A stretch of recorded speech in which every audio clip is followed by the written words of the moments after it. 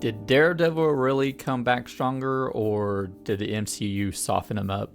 Welcome to Atomic Cult Media, where we dig deep into cult hits and atomic flicks. Smash that like button, subscribe if you're into greedy heroes, and let's dive into MCU's boldest street-level return. Matt Murdock returns to Hell's Kitchen as Wilson Fisk rises in power, threatening to crush Matt's world both legally and criminally. The show explores redemption, corruption, and identity in the MCU's street-level shadows. Now, this original show was halted mid-production in 2023.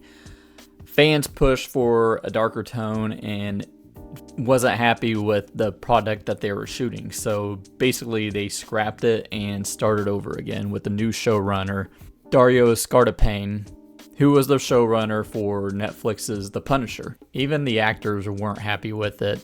They invited Jon Bernthal back as Punisher. He wasn't happy with the direction they were taking his character. Vincent D'Onofrio even said that the original version felt unfocused. Foggy and Karen were both removed from the cast.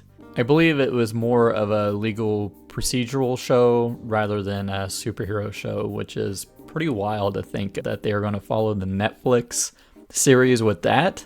Thankfully, it flows better with the Netflix series. It's got a darker, grimmer look. They included Karen in the show and opened it up with Foggy getting killed by Bullseye in an awesome fight between Daredevil and Bullseye. Now we'll start with Matt Murdock, played by Charlie Cox.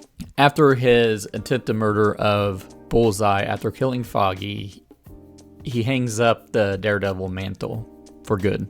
It's not for good because he eventually takes it up halfway through the season.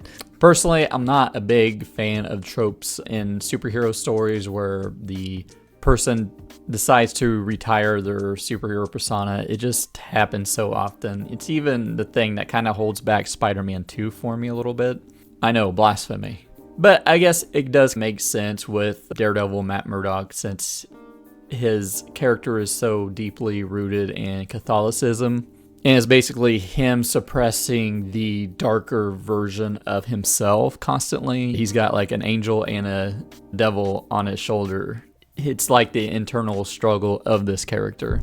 The Kingpin, Wilson Fisk, won the election for mayor of New York, which I think that makes him even more intimidating to me rather than just the full-on street violence. And D'Onofrio is excellent, as always, as Wilson Fisk. He's like a giant toddler in a way. It's just disturbing in a lot of ways. Someone who is just that powerful, like physically and politically, yet he's so emotionally stunted. That kind of terrifies me in a way.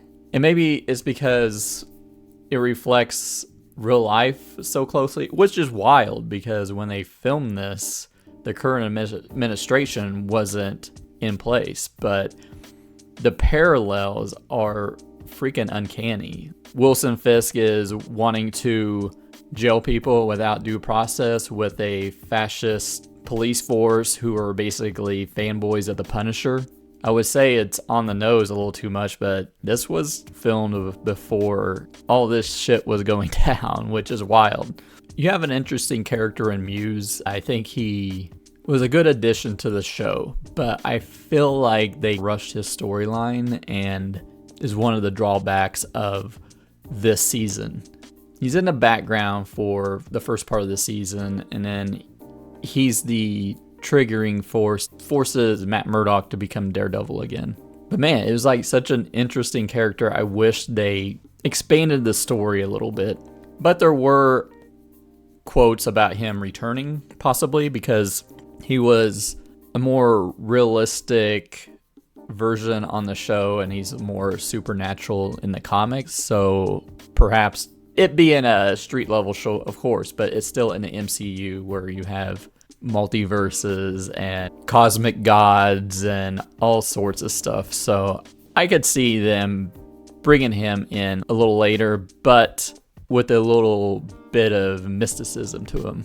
Jon Bernthal returns as Punisher, and they have a really cool team up at the end that I enjoyed. And he's as brutal as ever, especially towards that last episode. And he's getting a special presentation, like 1 hour special, I believe, in the fall. So his story ends on a cliffhanger, but I'm sure it'll get resolved in that and not in season 2. Karen Page is in this. She is missing for most of the season. I believe she's in San Diego or somewhere in California, and I feel like her presence is desperately missing in this season, as she was always the heart of the show. I'm hoping they include her more in the next season. Now, this is Born Again in name only.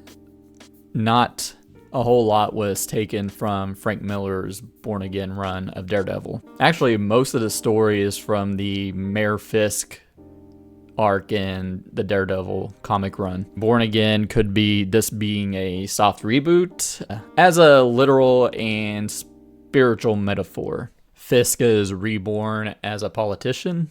Matt is reborn through faith and trauma. Even Daredevil building himself up again as he takes on that mantle to fight Muse and the rest of Kingpin's corrupt ruling of New York. And it still has the core themes from the original show, like faith and guilt, Catholic symbolism, moral uncertainty, Matt questioning whether Daredevil does more harm than good, power and corruption with Fisk working within the system, the law versus justice debate basically is the heart of the show as well.